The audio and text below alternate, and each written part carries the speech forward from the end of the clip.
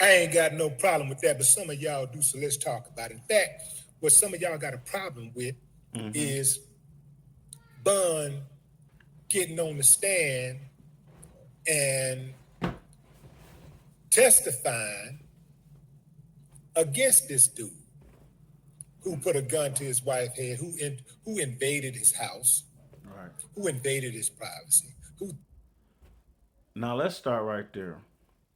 First of all, Bun B didn't testify. It was not a trial. The young man pled guilty. This was a sentencing hearing, is what it was. It was a sentencing hearing. Now, do I believe Bun B snitched? No. I do believe what he did was overkill. Because if you're not going to kill somebody, you shouldn't play with their life. Bun B had the chance to kill this guy. He didn't. The guy was arrested. The guy pled guilty. This happened in Texas. No matter what he did, he was going to jail for at least 10, 20 years. To go in there and testify, I feel like was overkill. Did you see his wife? She couldn't even hold her head up. I'm not sure I could have made my woman go through that. Well, no, I rephrased that. I'm absolutely sure I couldn't have made my woman go through that. And this is not me speaking ignorantly from my feelings. I have been through a very similar situation. Only difference is it happened in the driveway. And properly, the bullshit came to me first, not my old lady.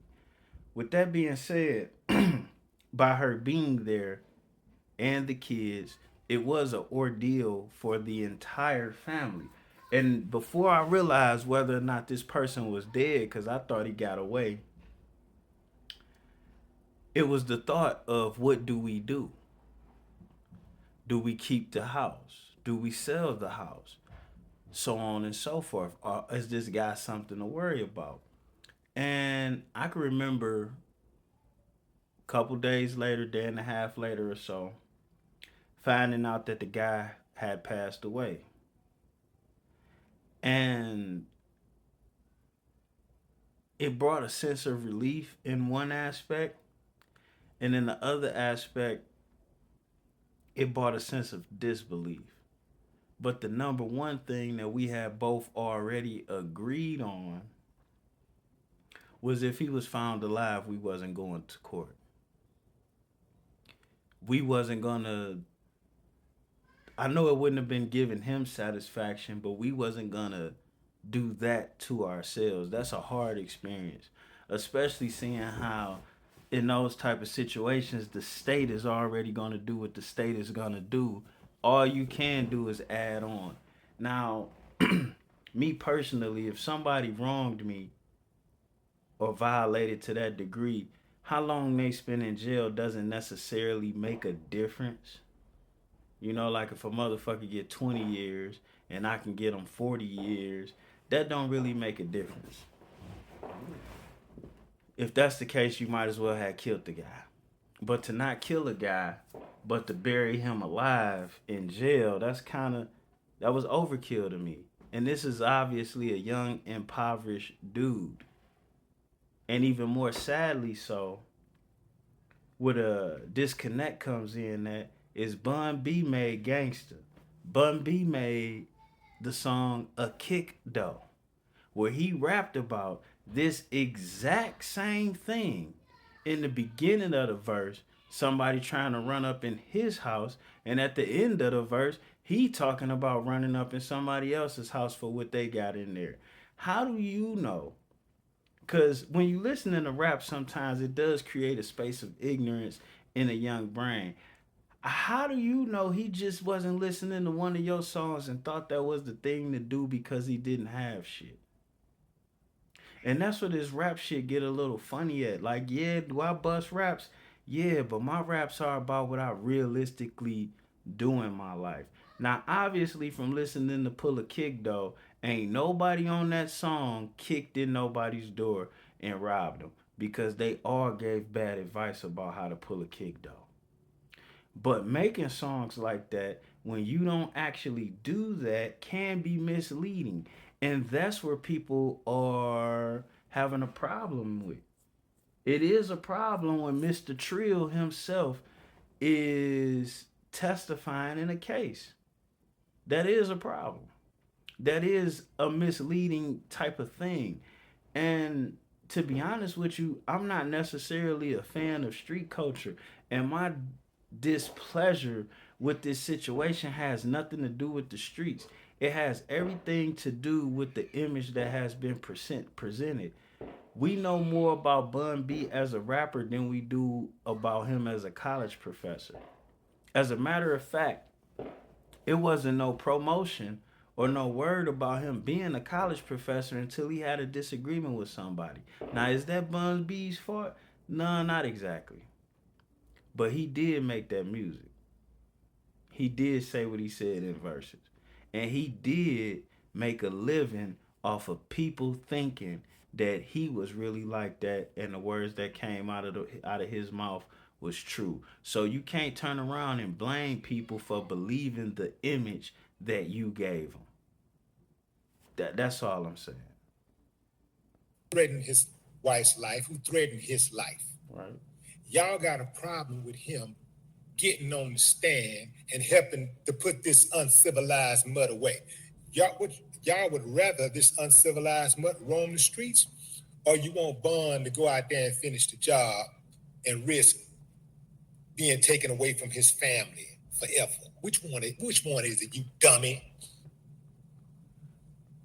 Now hold on here now.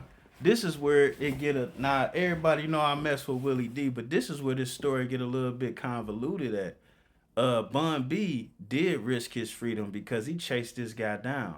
And then he made the guy strip so he could see his face and his tattoos because he wanted to make sure this guy wasn't connected to nobody that he may have had a problem with or did something to back in the day.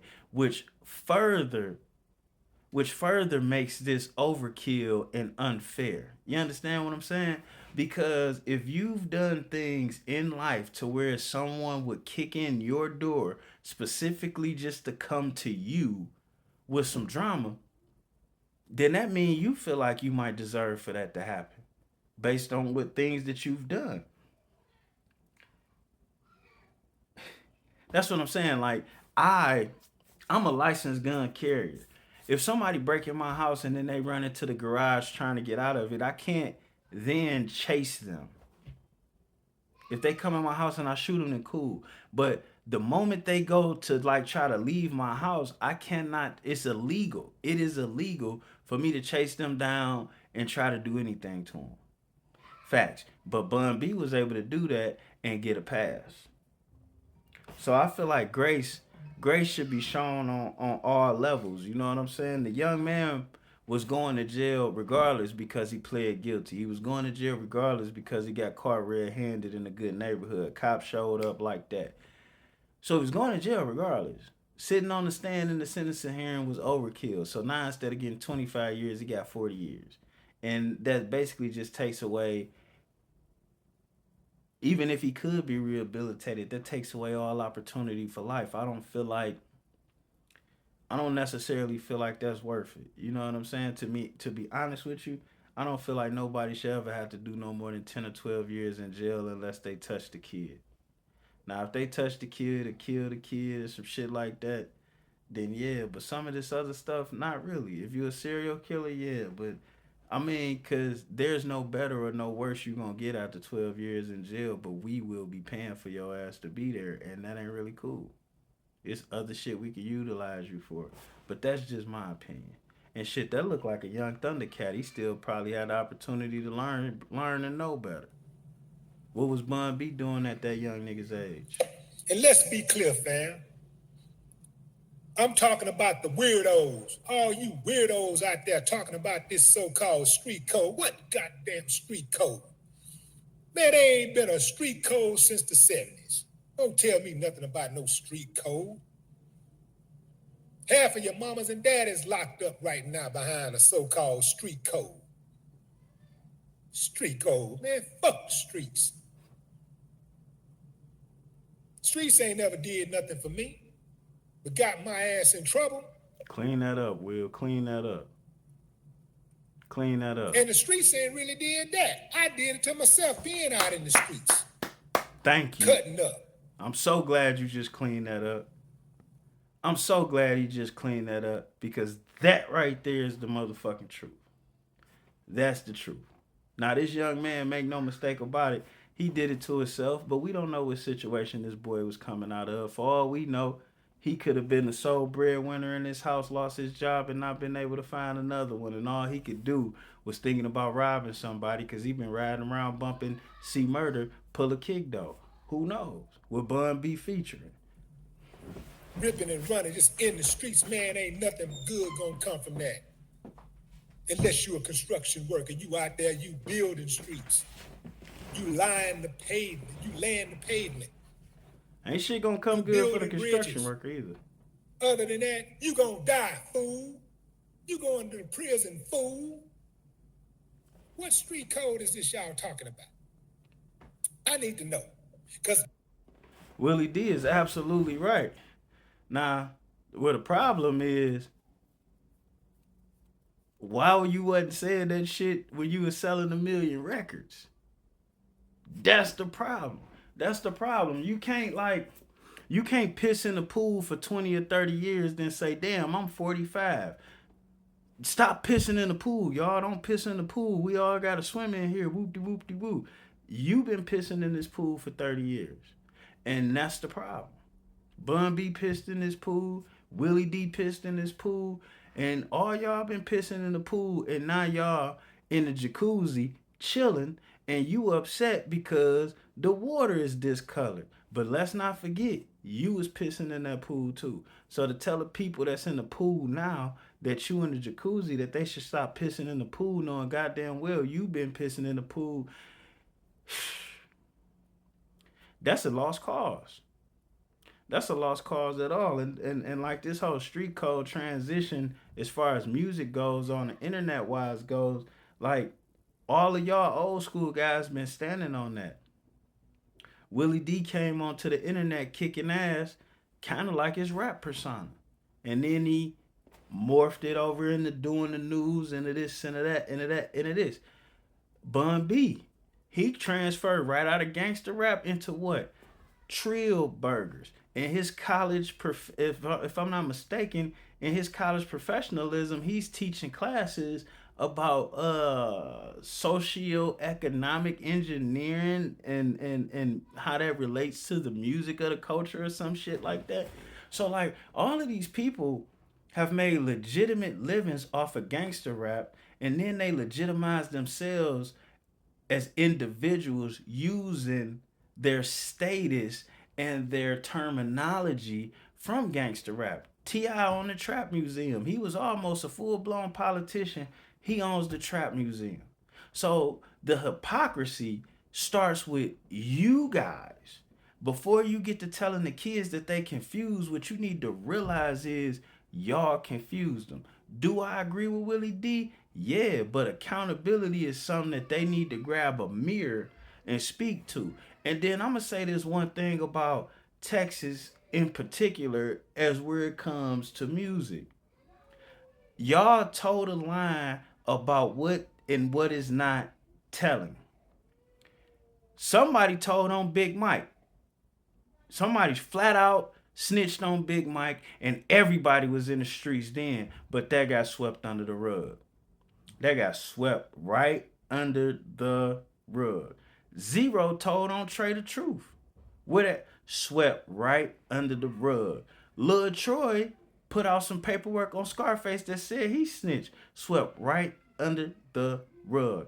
I can go on and on and on about these Texas gangster rappers having suspicious activity, shall we say, as it relates to being in the streets and cooperating with police. Now, it seems to me, more specifically when it comes to Texas and rappers from Texas, that you guys are allowed a lot more latitude as it relates to offering information and or calling the police on the opposition. Now, with that being said, I personally do not believe what Bun B did was snitching, but I do think it was overkill. I also think he shouldn't have put his wife up there. And that's just coming from a person that been in that exact situation. You know what I'm saying? Like, I don't know if I could have did that. I don't know if I could have allowed me to watch my woman be made to feel that way in front of me. That's almost as bad as watching her have sex with somebody else. You know what I'm saying? That's not nothing I would have signed up for under not too many circumstances. But that's just me. Do I advocate you going out there to kill somebody? I mean, depending on what it is. Depending on what it is. And I mean, let's be clear here. You know, things are going to happen to all of us throughout life. Putting somebody else in jail is not going to necessarily change those feelings. You know what I'm saying? My brother got killed. My father killed my brother. And my brother's mother went to court every day. And she gave those statements and she watched that trial and she went to the sentencing hearing and she spoke her piece about her child and everything. When it was all said and done, even though my father took a gun and killed my brother in cold blood, he ended up getting 3 years for the gun and nothing else. You know what I'm saying? And with that being said, her sitting up there on that stand didn't give her absolutely no closure at all. And participating in that process and then watching how it played out didn't help her mentally, spiritually, or physically at all. And that's from my own personal experience. Do I think Queenie's depression or her stress or her anxiety from this situation is gonna go away because she testified? Absolutely not. I think it's gonna give her a temporary feeling of relief now, and then after she has to deal with looking him in the face while she did that, on top of what she been through. And it's just like never closing the door cycle. To be honest with you, in those type of situations, if you ain't gonna kill a motherfucker, go and let him go. And if the police get them, let the police do what they gonna do. But you need to disassociate yourself from the whole situation, because whatever you do is gonna feel like a loss. Whatever you don't get is gonna feel like a loss. Whatever you do get is gonna feel like a loss. And then, like, let's be clear here. We all got kids. I got a 13-year-old doing all kind of dumb shit right now. He know better than to be robbing somebody, but at the same time, would I want his whole life gone because he did something dumb in his 20s? Probably not. Probably not. Shit, I ain't get good sense till I was 32, 33 years old. That's a lot of people. So as a black man, knowing damn well so many people don't have a chance, I couldn't just advocate for somebody who didn't touch a kid or kill a kid to just be getting a life sentence. You know what I'm saying? I just can't do that. You know what I'm saying?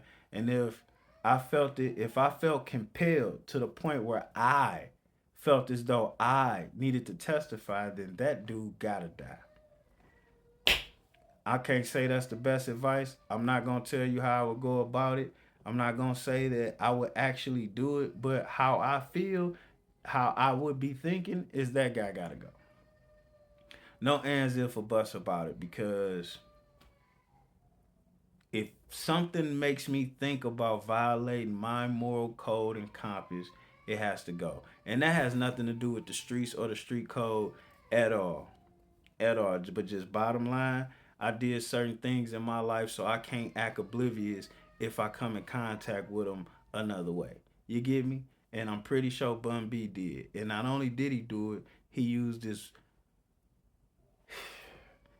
this linguistic exuberance to express these ideals and impress them upon young minds for a living for 30 years. So you can't get mad at the things that you say and rap about coming around. You know what I'm saying? I rap about being a playboy, you know. Well, Puffy didn't ruin that whole word, but I rap about being a player, you know, a true player for life.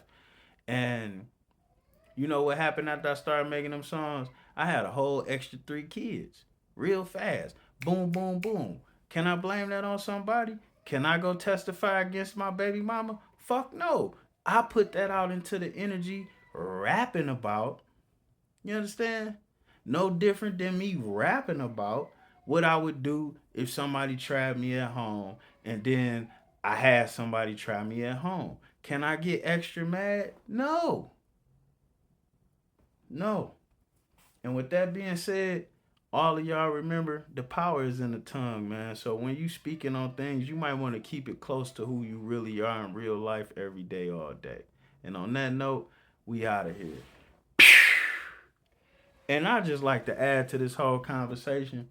I can get on YouTube and say a whole lot of shit that would get more views and sell more ads and this, that, or whatever. But you know what? I'm not willing to stand up for the shit that I could say to make money all day, every day. So I don't do that. I keep it at what I'm willing to stand up for. You know what I'm saying?